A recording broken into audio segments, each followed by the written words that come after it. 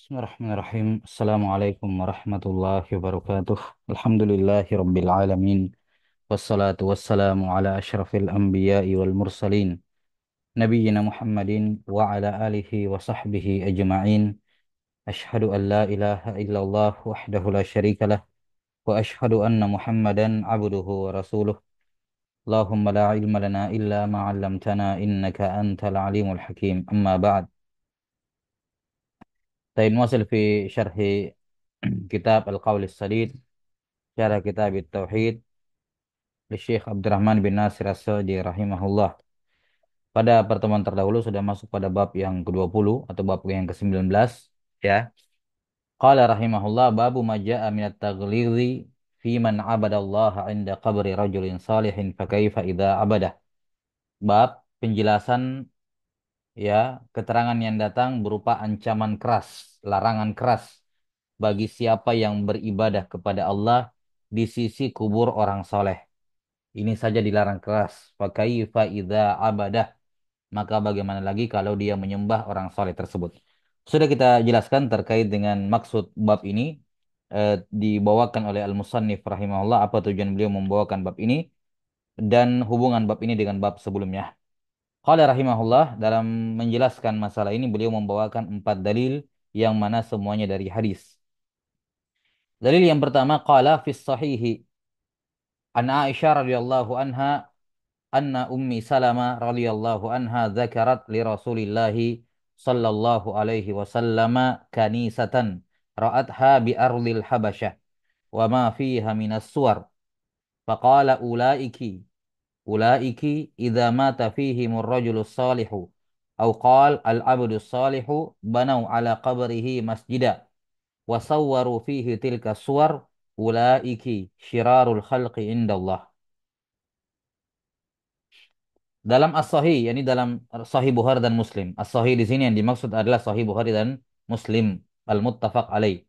Dari Aisyah radhiyallahu anha, beliau bercerita bahwa Ummu Salamah, ya, dan Ummu Salamah ini termasuk orang yang berhijrah ke Habasyah, termasuk sahabat yang hijrah ke Habasyah di awal-awal, sebagaimana yang ma'ruf. Maka Ummu Salamah bercerita kepada Rasulullah sallallahu alaihi wasallam kanisatan, sebuah gereja. Ro'atha bi ardil Habasyah. Yang sebuah gereja yang dia lihat di Habasyah ketika itu. Ketika hijrah ke sana. Wa ma fiha minas suwar. Dan patung-patung yang terdapat. Patung-patung gambar-gambar yang terdapat dalam kuburan tersebut. Apa dalam gereja tersebut. Beliau cerita kepada Rasulullah SAW.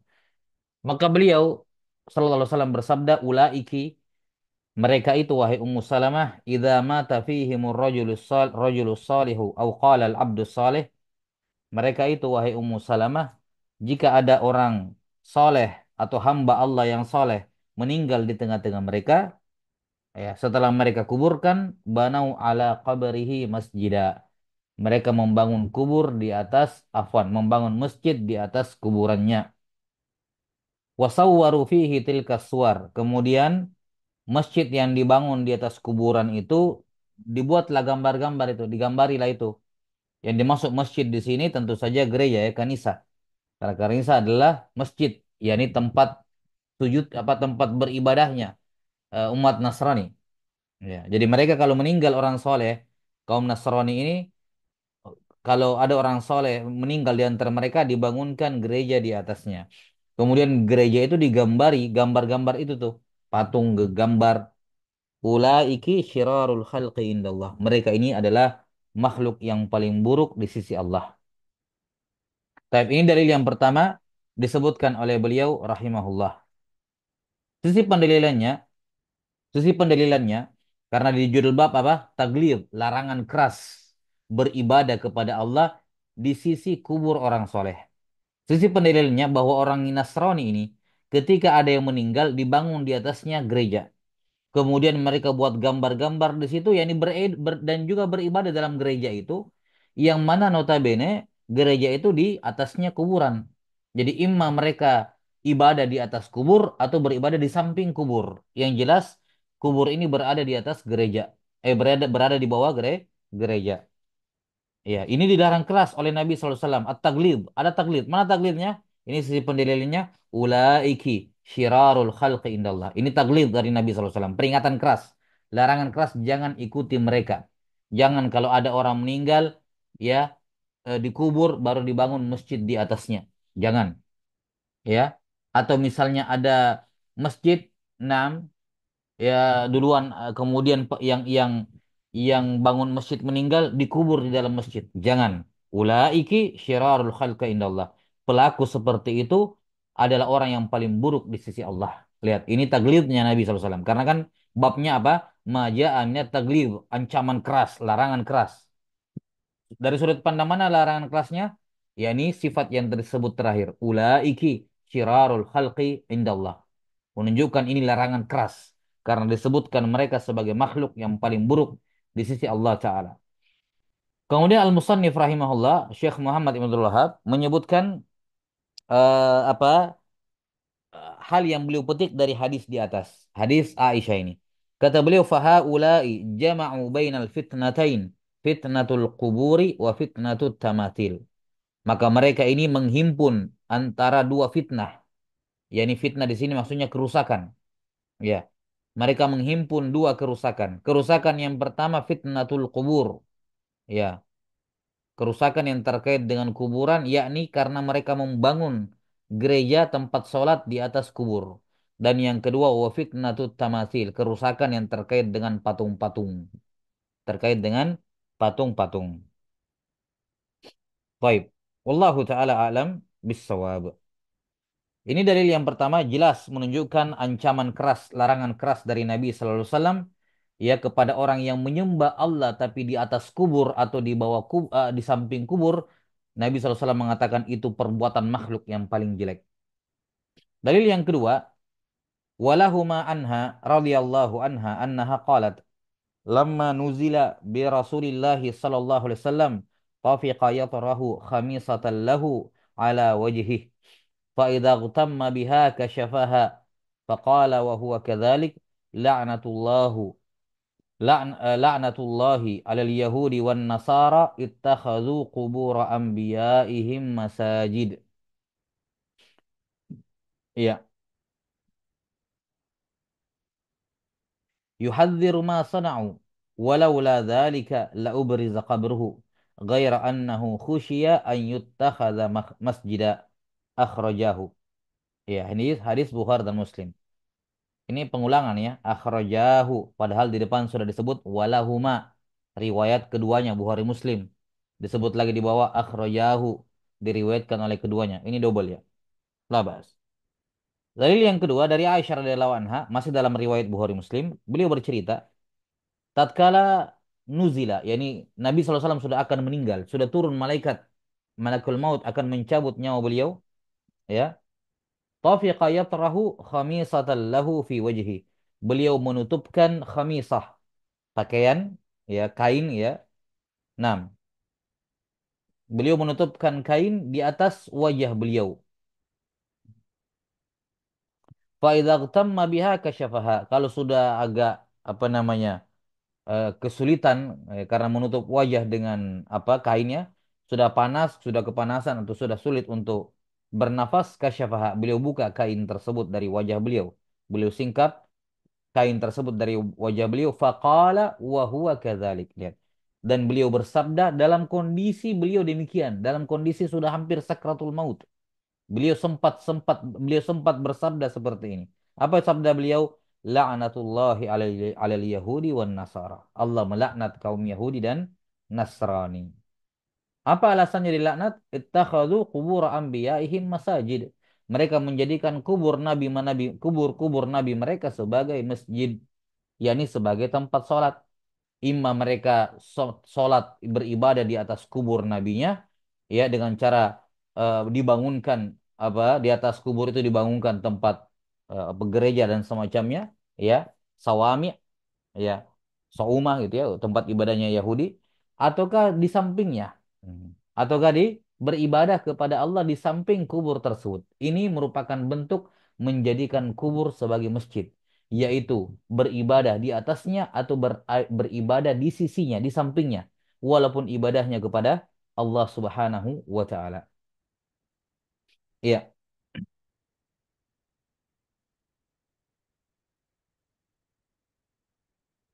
Kemudian disebutkan, taib, sebelumnya, sisi pendalilan hadis ini menunjukkan larangan keras dari Nabi Sallallahu Alaihi Wasallam, ya, ancaman keras bagi yang melakukannya. Ini dari dua sisi. Ada dua sisi pendalilan dari hadis ini yang menunjukkan taglid, larangan keras, larangan apa, ancaman keras kepada pelaku orang yang beribadah di samping kubur. Sisi pertama, pendalilan yang pertama adalah kata laknat. Ini laknat ini ancaman keras ini. Laknat Allah kepada pelakunya. Ini sisi pendalilan yang pertama menunjukkan taglid, adanya doa laknat kepada mereka. Sisi yang kedua, bahwa Nabi Sallallahu Alaihi Wasallam bersabda seperti ini dalam keadaan kondisi sudah hampir meninggal. Menunjukkan ini betul-betul beliau wanti-wanti, beliau larang keras. Beliau tidak tinggalkan dunia sebelum mengingatkan ini. Ya, beliau memaksakan diri untuk memaksakan fisik beliau untuk menyampaikan hal ini, menunjukkan ini taglid dari beliau. Betul-betul beliau sangat larang. Seandainya larangannya biasa saja, ya mungkin sudah mencukupkan dengan larangan-larangan terdahulu. Karena ini bukan bukan hal yang baru dilarang. Bukan Nabi SAW baru mau meninggal, apa baru baru dilarang, enggak. Sudah dilarang sebelumnya. Cuman sebelum beliau meninggal, beliau tekankan ini lagi karena pentingnya hal ini dan menunjukkan ini sangat-sangat terlarang. Sampai-sampai beliau sebelum meninggal, walaupun sudah pernah dilarang ketika beliau sehat, ya beliau kembali melarang untuk mengingatkan mereka menjauhi sejauh-jauhnya perbuatan beribadah kepada Allah di samping kubur atau di atas kubur. Nah, sebutkan di sini yuhadziru ma sana'u.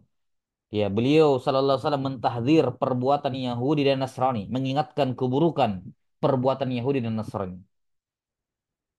Walaula dzalika ubriza qabruhu. Apalagi alasannya kalau bukan itu?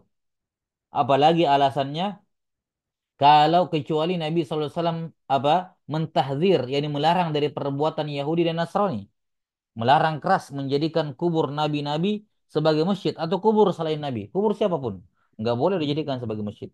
Tahzir yang keras dari Nabi SAW. Tidak boleh beribadah di situ. Walaula dzalika ubriza qabru. Seandainya bukan karena itu alasannya, niscaya kuburnya beliau SAW akan dinampakkan. Maksudnya apa? Tidak akan tersembunyi. Ya, mungkin bisa jadi kalau apa rumahnya Aisyah radhiyallahu anha diratakan dengan tanah sehingga kelihatan kubur Nabi oleh semua orang gitu. Tapi karena ada kekhawatiran dari Nabi SAW, kubur beliau akan dijadikan tempat beribadah. Beliau wanti-wanti seperti ini sekaligus menjadi pesan kepada para sahabat, jangan perlakukan kubur saya seperti itu. Jangan ada yang beribadah di sisi kubur saya. Jangan. Di masjid. Di Masjid Nabawi sudah jelas. Masjidil Haram. Masjid-masjid yang mulia. Beribadahnya di sana. Jangan ada yang beribadah di kubur.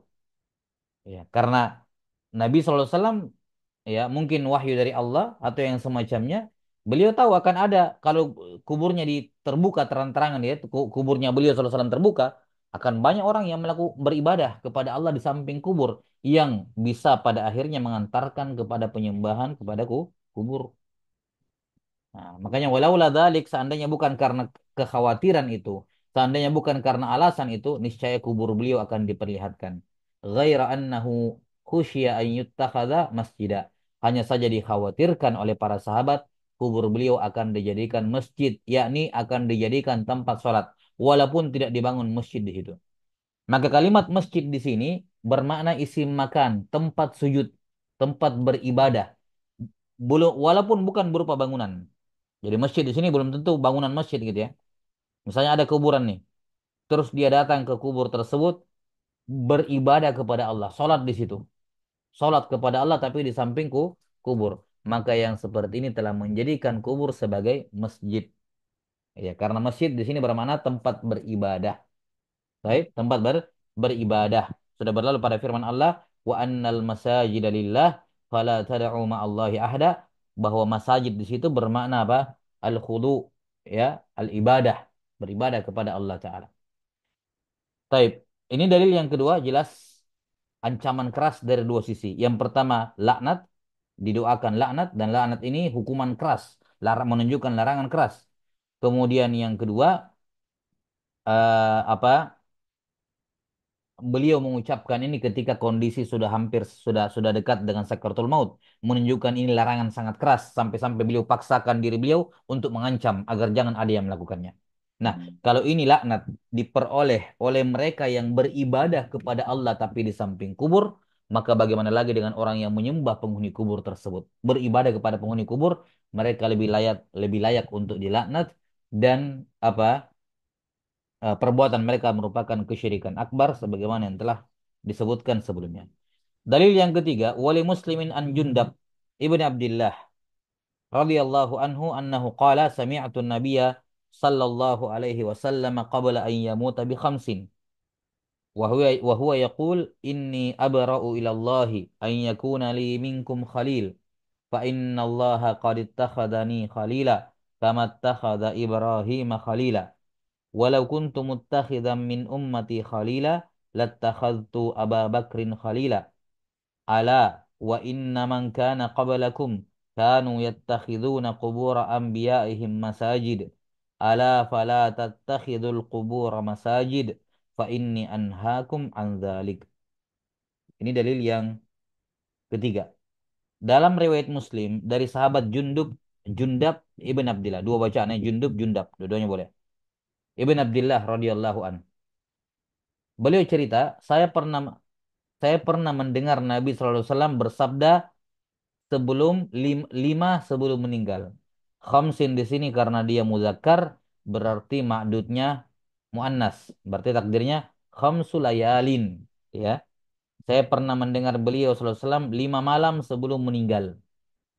Ya, saya pernah mendengar beliau bersabda 5 malam sebelum beliau meninggal. Kata Jundub ibn Abdillah. Lihat, ini sama seperti riwayat di hadits Aisyah ya, hampir meninggal. Sudah hampir sakaratul maut. Ini 5 hari sebelumnya. Lihat.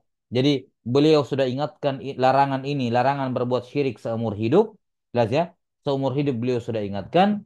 Setelah itu 5 hari sebelum meninggal. Setelah itu menjelang sakaratul maut. Juga beliau ingatkan lagi. Jadi diulang-ulang terus. Bahayanya beribadah di dekat kubur. Bahayanya beribadah di dekat kubur. Apa sabda Nabi SAW yang didengarkan oleh Jundub radhiyallahu an? Kata beliau SAW, saya berlepas diri dari Allah. Saya berlepas diri kepada Allah kalau ada yang mengklaim saya adalah khalilnya dia. Ya.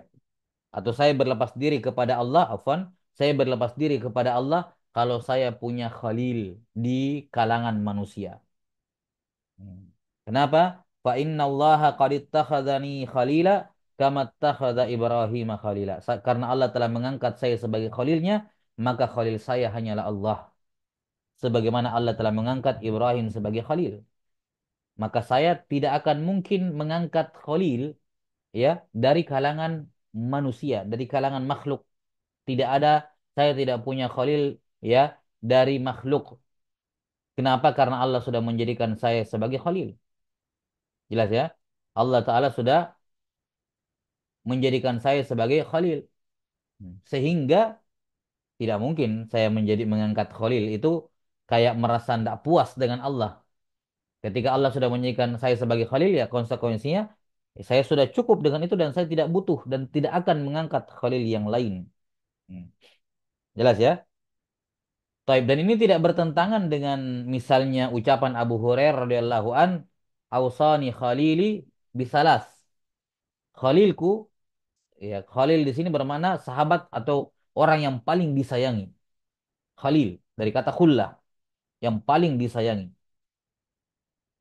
Adapun ucapan Abu Hurairah, sesungguhnya Khalili, orang yang paling saya sayangi, mewasiatkan mewasiatkan 3 perkara kepadaku, maka ini hanya dari sudut pandangnya Abu Hurairah. Abu Hurairah mengatakan, ya Nabi SAW adalah Khalilku, tapi Nabi SAW tidak, yakni saya tidak menjadikan Khalil siapapun. Jadi ini tidak bertentangan hadis ini dengan ucapan Abu Hurairah. Karena itu dari sisi Abu Hurairahnya, beliau menganggap Nabi SAW sebagai Khalil, walaupun Nabi Muhammad SAW tidak menganggap siapapun sebagai Khalil. Beliau hanya menganggap Allah Taala sebagai Khalilnya. Kata beliau, walau kuntu muttakhidan min ummati khalila lattakhadtu Abu Bakrin khalila. Ini mempertegas tidak adanya Khalil beliau di muka bumi ini. Tidak ada Khalil dari kalangan makhluk Kata beliau, seandainya saya mau mengangkat dari umatku seorang khalil, niscaya aku akan menunjuk Abu Bakar. Tapi tidak. Kemudian sisi pendiriannya, ala, ketahuilah, perhatikanlah. Wa inna man kana qablakum kanu yattakhiduna qubura anbiya'ihim masajid. Sesungguhnya orang-orang sebelum kalian, umat-umat sebelum kalian, mereka menjadikan kubur nabi-nabi mereka sebagai tempat ibadah. Ala, fala tattakhidul qubur masajid. Perhatikan, ala, tambih. Jangan kalian menjadikan kubur-kubur sebagai tempat ibadah. Mau kubur nabi atau kubur orang selain nabi. Jelas ya? Walaupun di awal disebutkan kubur anbiya'ihim masajid, tapi setelahnya disebutkan dalam bentuk umum. Al-kubur, semua kubur. Mau kubur nabi ataupun bukan. Jangan kalian jadikan kubur-kubur sebagai tempat ibadah. Fa inni anhaakum an dzalik. Ya, saya larang kalian darinya. Sisi pendalilannya jelas ya. Sisi pendalilannya apa dalam hadis ini terdapat taglib, larangan yang keras ya. Sisi pendalilannya adalah bagaimana Nabi Shallallahu Alaihi Wasallam apa melarang ini 5 malam sebelum meninggal. Jadi taglidnya dari sudut pandang hal kondisi Nabi SAW. Beliau sudah mau meninggal, betul-betul tetap dilarang ini. Kemudian larangan beliau SAW terkait dengan beribadah di samping kubur, di sini ada dua bentuk larangan dan ini mempertegas atau memperkuat sisi pendalilannya. Taglid, larangan keras. Mana buktinya dilarang keras? Nabi SAW larang 2 kali. Yang pertama apa? La tattakhidul qubura masajid. Larangan kedua mana? Inni anhaakum an dzalik. Aku larang kalian darinya. Lihat, double. Di double larangannya. Menunjukkan apa? Taglid. Menunjukkan taglid. Larangan keras karena didobel larangannya. Larangan yang pertama, la tattakhidul qubur masajid. Larangan yang kedua, fa inni anhaakum an dzalik. Jelas ya? Ini jelas sekali. Baik. Tsumma qala al-musannif rahimahullah memberikan memberikan istimbat terhadap 3 hadis sebelumnya ini. Kata beliau, faqad naha anhu sallallahu alaihi wasallam fi akhir hayati. Summa innahu la'ana wa huwa fi siyaqi man fa'alahu. Kata beliau, Nabi sallallahu alaihi wasallam telah melarang beribadah di samping kubur, sholat di samping kubur, iktikaf di samping kubur, dilarang semua dilakukan di samping kubur, di dekat kubur, ya di atas kubur, dilarang, ya di akhir umur beliau, 5 hari sebelum beliau meninggal. Bahkan summa innahu la'ana, bahkan beliau melaknat man fa'alahu, melaknat orang yang melakukannya, wa huwa fisyak, dalam keadaan beliau sudah hampir sakratul maut, masih sempat-sempat mengingatkan ini, melaknat pelakunya. Betul-betul ini amalan dilarang keras. Ya, karena sarana menjadi pengantar kepada syirik akbar, kepada menyembah penghuni kubur. Awalnya dia cuma menyembah Allah, tapi di samping kubur, lama-lama dia bisa menyembah kuburan tersebut. Dan ini bukan kekhawatiran kosong, bukan kekhawatiran yang tidak beralasan, melainkan kenyataan di lapangan jelas menunjukkan seperti yang telah berlalu bahwa beribadah di samping kubur orang soleh itu bentuk gulu kepada orang soleh tersebut, dan yang namanya gulu mengantarkan kepada kesyirikan. Sudah berlalu ya ucapan Ibnu Qayyim rahimahullah bagaimana umatnya Nabi Nuh ketika guru orang-orang soleh itu meninggal, apa mereka buatkan patung-patung ya, kemudian ditaruh di majelis-majelis mereka biasa duduk. Mereka duduk-duduk di situ, berdiam di situ, iktikaf di situ. Ini semua merupakan bentuk gulu kepada kubur orang soleh atau kepada orang soleh itu. Dan pada akhirnya apa? Mereka pun menyembah patung-patung tersebut. Maka maka sangat mengkhawatirkan, sangat dikhawatirkan orang-orang yang beribadah kepada Allah, tapi di samping kubur, sangat dikhawatirkan mereka akan menyembah kubur tersebut. Kata beliau rahimahullah, masuk dalam kategori beribadah di samping kubur, kata beliau wassalatu indaha min zalik wa illam yubna masjidun. Nah, ini. Salat di samping kubur juga masuk dalam larangan. Iya, masuk dalam larangan. Wa illam yubna masjidun, walaupun tidak dibanguni masjid. Ini ya, karena sudah kita terangkan bahwa masjid yang dimaksud di sini adalah tempat beribadah, tempat sujud, tempat beribadah, walaupun bukan berupa bangunan masjid. Hmm. Nah, wa huwa ma'na qauliha dan ini maksud ucapan Aisyah radhiyallahu anha, husya ayyuttakhadha masjida. Dikhawatirkan kuburan Nabi SAW akan dijadikan masjid, yakni dijadikan orang-orang akan datang ke situ, ke kuburnya Nabi Muhammad SAW dengan sengaja datang ke situ, kemudian beribadah kepada Allah di samping kubur Nabi SAW karena meyakini kubur beliau, apa tanah kuburan beliau berberkah lah atau yang semacamnya. Ini semua merupakan wasilah kepada kesyirikan. Fa inna sahabata lam yakunu liyabnu haula qabrihi masjidan. Ini yang dimaksud dengan masjid di sini, yakni tempat beribadah walaupun tidak dibanguni masjid. Kenapa? Karena para sahabat tidak pernah membangun masjid di sekitar kubur Nabi sallallahu alaihi wasallam, maka nampak bahwa yang beliau larang di sini bukan sekedar membangun masjid, tapi sekedar beribadah, sholat di samping kubur, walaupun tidak dibangun masjid, ini sudah dianggap terlarang dan menjadikan kuburan sebagai masjid. Kata beliau, wa kullu maudhi'in qusidatis salatu fihi faqad ittukhidha masjida. Bahkan tempat mana saja di muka bumi ini, kalau seorang sholat di tempat itu, maka berarti telah menjadikan tempat itu sebagai masjid, tempat sujud, tempat ibadah. Hmm. Jadi intinya bukan bangunannya, tapi tempat dipakai sholat. Itu intinya. Bal kullu mawdi'in yusalla fihi yusamma masjidan. Bahkan semua tempat yang dipakai sholat itu boleh dinamakan masjid, tempat sholat, walaupun tidak bukan berupa bangunan. Kama qala sallallahu alaihi wasallam, ju'ilat liyal ardu masjida wa tahura. Tanah, bumi dijadikan untuk saya sebagai masjid, yakni tempat sholat, wa tahura, yakni alat bertayamum. Ada ya, jadi intinya beribadah kepada Allah di samping kubur. Ini haram karena akan mengantarkan dia menyembah penghuni kubur tersebut. Dalil yang terakhir, wali Ahmad bisanadin jayyid an Ibni Mas'udin radhiyallahu anhu annahu marfu'an. Ya. Inna min syirarin nasi man tudrikuhumus sa'atu wa hum ahya'un, ya walladzina yattakhiduna al-qubura masajid. Rawahu Abu Hatim fi sahihi. Dalam riwayat Ahmad dengan sanad yang jayyid dan juga riwayat Abu Hatim. Abu Hatim di sini yakni Ibnu Hibban, Abu Hatim Al-Busti. Abu Hatim Muhammad Ibnu Hibban Al-Busti dalam sahihnya, Sahih Ibnu Hibban.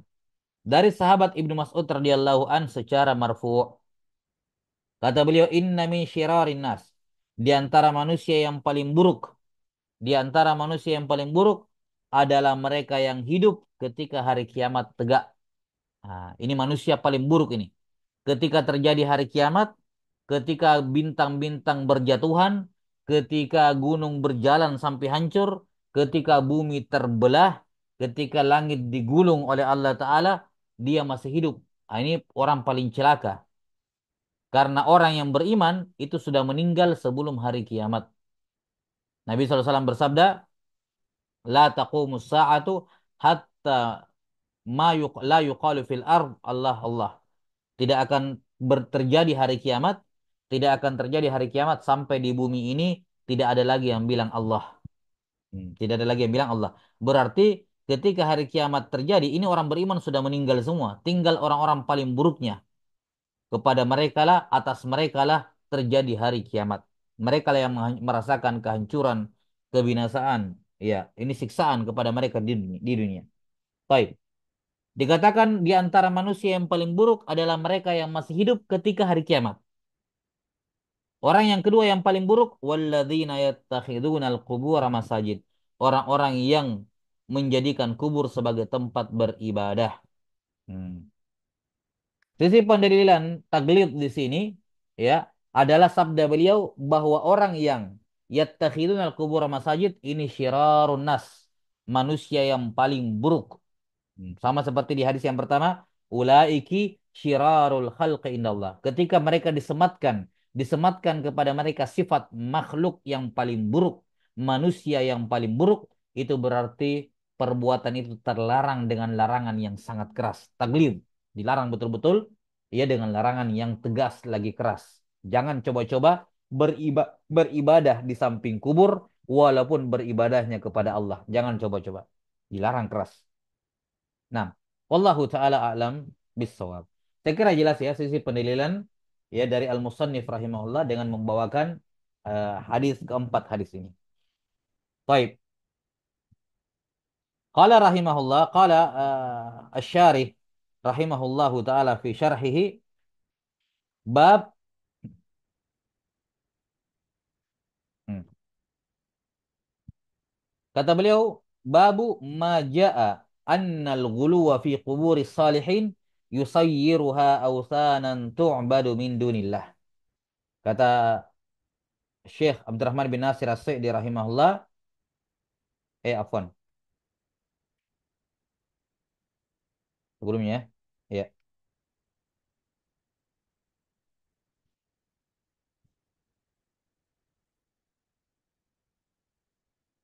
6. Oh, di sini Al-Musannif rahimahullah menggabungkan dengan bab setelahnya. Baik. Kita baca bab setelahnya karena Syekh Abdurrahman bin Nasir mensyarah dua bab sekaligus. Iya.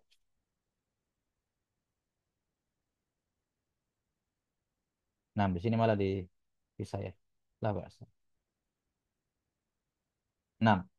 Qala rahimahullahu taala babu pada bab yang ke-21 babu ma jaa annal ghuluwa fi quburis salihin yusayyiruha awthanan tu'badu min dunillah.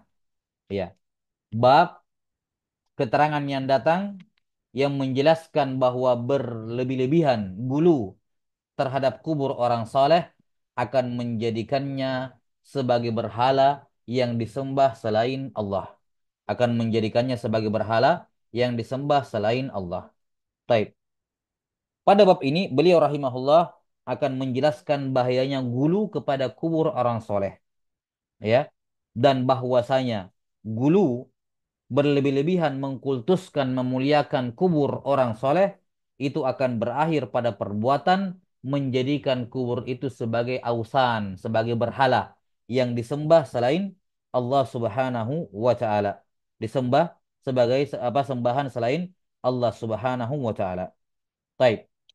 Al-ausan bentuk jamak dari wasan. Ausan bentuk jamak dari wasan. Dan wasan definisinya adalah ismun jami'un, ya, likulli ma yu'badu min dunillah. Ismun jami'un likulli ma yu'badu min dunillah. Wasan berhala adalah sebuah isim yang maknanya mencakup, ismun jami'un likulli ma yu'badu min dunillah. Suatu isim yang maknanya mencakup semua yang disembah selain Allah. Maka siapapun yang disembah selain Allah, maka dia wasan. Dia adalah berhala. Dia adalah berhala. Walaupun bukan berupa patung. Di zaman dahulu, iya, rata-rata berhala itu patung. Tapi bukan pembatasan. Apapun yang disembah selain Allah, walaupun bukan berupa patung, ya, 6, misalnya berupa gambar-gambar dua dimensi, ya, atau selainnya, kapan dia disembah selain Allah maka dia wasan. Apakah dia orang solehnya masih hidup ataukah dia berupa sudah meninggal, orang solehnya meninggal yakni kuburannya. Kapan orang soleh disembah selain Allah maka itu berhala, wasan. Ya, tentu saja kalau dia ridho ya, dia ridho untuk disembah. Nah, adapun orang-orang yang menyembah malaikat, menyembah orang soleh betulan gitu ya, ya, para malaikat, para nabi disembah, maka mereka enggak dinamakan berhala, enggak. Karena mereka tidak ridho disembah. Nah, wasan adalah ismun jami' likulli ma yu'badu min dunillah. Bisa ditambahkan wa huwa radin dalam keadaan dia ridho. Baik. Wallahu taala a'lam bissawab. Ini maka di sini kubur itu bisa menjadi wasan. Kubur itu bisa menjadi berhala. Kapan? Kalau kubur itu disembah selain Allah, diibadahi selain Allah Subhanahu wa taala. Kemudian gulu kepada kubur orang soleh. Apa itu gulu? Sudah kita terangkan di dua bab sebelumnya bahwa al-gulu adalah mujawazatul haddi anil ma'dzuni fihi. Melampaui batas dari apa yang diizinkan oleh syariat. Mujawazatul haddi anil ma'dzuni fihi syar'an. Melampaui batas, perbuatan melampaui batas dari apa yang diizinkan oleh syariat. Nah sekarang, kubur orang soleh. Apa yang kita perbuat kepada kubur itu yang sesuai dengan izin syariat? Oh, kita ziarahi. Oke, ini bukan gulu. Menziarahi kubur bukan gulu. Hatta walaupun ada orang ziarah kubur tiap hari, itu bukan gulu. Karena diizinkan oleh syariat. Jelas ya? Eh, ziarahi. Kemudian misalnya mengucapkan salam kepadanya. Ya. Kemudian mendoakan penghuni kubur. Ini semua apa? Ini semua hal-hal yang diizinkan pada kuburan. Hal-hal yang diizinkan pada kuburan. 6. Mendoakan penghuni kuburnya. Ya, mengingat akhirat di situ. Berdiam di sampingnya. Seraya mengingat akhirat. Ini semua apa? Hal-hal yang diizinkan pada kubur. Hmm. Baik. Adapun hal-hal yang diperselisihkan di kalangan ulama, nah ini masuk ke sini. Ya, ya ini masuk dalam masalah khilafiyah, masalah ijtihadiyah. Ya, misalnya boleh nggak taruh bunga apa menyiram apa tabur bunga di atas kubur, ya, menyiram air dan seterusnya di atas kubur. Baik. Atau misalnya memasang nisan di atas kubur, ya, memasang kayu gitu ya, kayu batu, atau meninggikan kuburan lebih dari sejengkal dan semacamnya. Nah, ini semua masalah-masalah kalau memang di situ ada perselisihan di kalangan ulama, ya mengikut pendapatnya masing-masing. Kalau dia berpendapat itu boleh, ya berarti itu bukan gulu.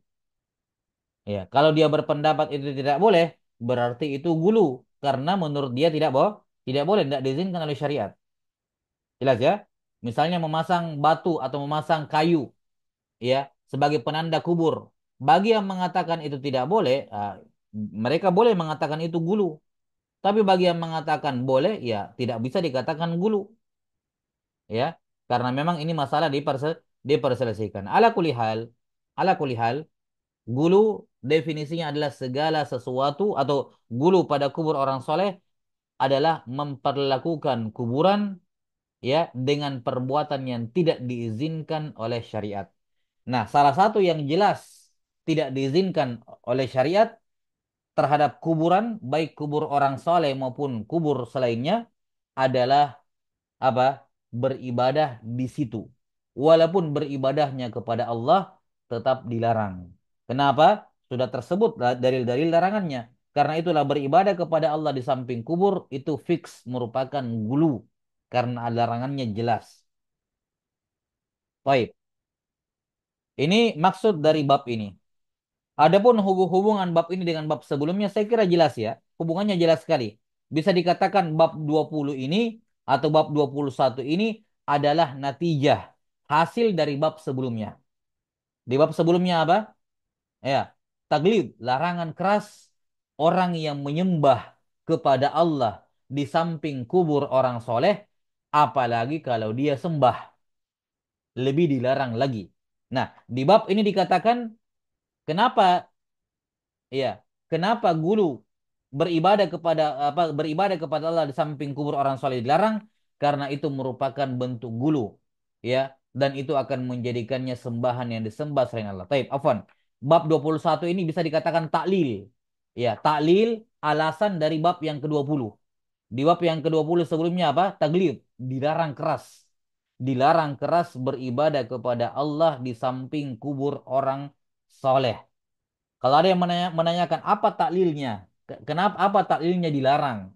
Kenapa dilarang keras? Nah ini taklilnya. Taklilnya adalah karena beribadah di samping kubur orang soleh itu merupakan bentuk gulu kepada kubur mereka, sementara gulu kepada kubur mereka akan menjadikan kubur mereka sebagai berhala, ausanan, berhala yang disembah selain Allah Subhanahu wa taala. Ini saya kira jelas sisi pendalilan ayat maksud dari bab ini dan hubungannya dengan bab sebelumnya. Taib. Dalam menjelaskan bab ini Al-Musannif rahimahullah membawakan 4 dalil, ya. Satu dalil dari hadis dan 3 lainnya atau afwan 6. Ada 2 dalil ya, 2 dalil dari hadis dan 2 dalil dari asar. 2 dalil berupa hadis dan 2 dalil berupa asar. Taib. Dalil yang pertama, rawa Malikun fil Muwatta'i anna Rasulullah sallallahu alaihi wasallam qala, "Allahumma la taj'al qabri wasanan yu'bad. Ishtadda ghadabullahi ala qaumin ittakhadhu qubura anbiya'ihim masajid." dalam riwayat Imam Malik dalam Al-Muwatta. Ini dari sahabat Atha ibnu Yasar. Dari sahabat Atha ibnu Yasar. Afwan, dari tabi'in. Afwan, dari tabi'in Atha ibnu Yasar. Beliau berkata bahwa Rasulullah SAW bersabda. Nah, ini.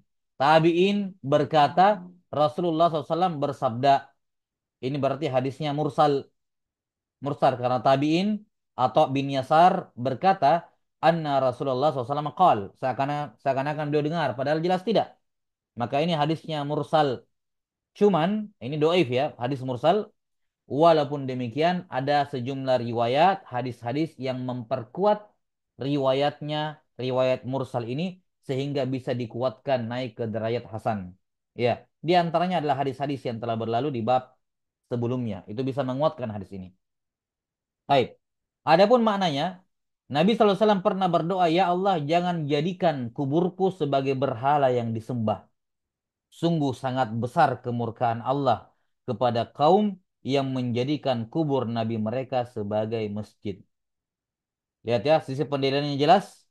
Beliau beliau mengatakan apa? Besar kemurkaan Allah kepada orang yang menjadikan kubur mereka sebagai masjid. Ini perbuatan apa? Perbuatan gulu. Gulu. Sangat besar kemurkaan Allah kepada orang yang gulu kepada kubur orang soleh, kubur nabi. Bagaimana cara gulu mereka terhadap kubur nabi? Mereka menjadikan kubur nabi sebagai tempat beribadah. Baik. Kemudian beliau sebelumnya berdoa, "Ya Allah, jangan jadikan kuburku sebagai berhala yang disembah." Apa hubungannya? Isyarat bahwa kalau ada yang melakukan itu, menjadikan kubur saya, kubur para nabi sebagai tempat ibadah, itu adalah sama saja kamu menjadikan kubur saya sebagai berhala. Kenapa dikatakan sama saja? Karena itu wasilah yang mengantarkan ke sana. Lihat ya sisi pendiriannya. Ya, sisi pendalilannya beliau berdoa dulu, "Ya Allah, jangan jadikan kuburku sebagai berhala." Lah, emangnya emangnya ada orang yang menjadikan kubur Nabi sebagai berhala ketika itu? Ya, beliau mengatakan apa? Ya, seakan-akan beliau mengatakan memang sekarang tidak ada, tapi Yahudi dan Nasrani sudah melakukannya. Yahudi dan Nasrani sudah melakukan itu pada pada nabi mereka dan umat Islam akan mengikutinya. Maka beliau wanti-wanti dari awal, ya, besar kemurkaan Allah kepada orang yang menjadikan kubur nabi mereka sebagai tempat ibadah. Walaupun ibadahnya kepada Allah, tapi di samping kubur nabi mereka itu dilarang keras. Allah murka keras. Kenapa? Karena itu sama saja dengan menyembah kubur. Kenapa dikatakan sama? Karena akan mengantarkan ke situ. Maksudnya sama di sini, ya, yakni karena akan menjadi wasilah ke sana. Hmm. Jelas ya, akan menjadi wasilah ke sana. Baik. Wallahu a'lam bishawab. Nanti kita lanjutkan ya, sudah azan di sini. Hatta ibadal qadar sallallahu ala nabiyina Muhammadin wa ala alihi wa sahbihi wasallam. Alhamdulillahi rabbil alamin.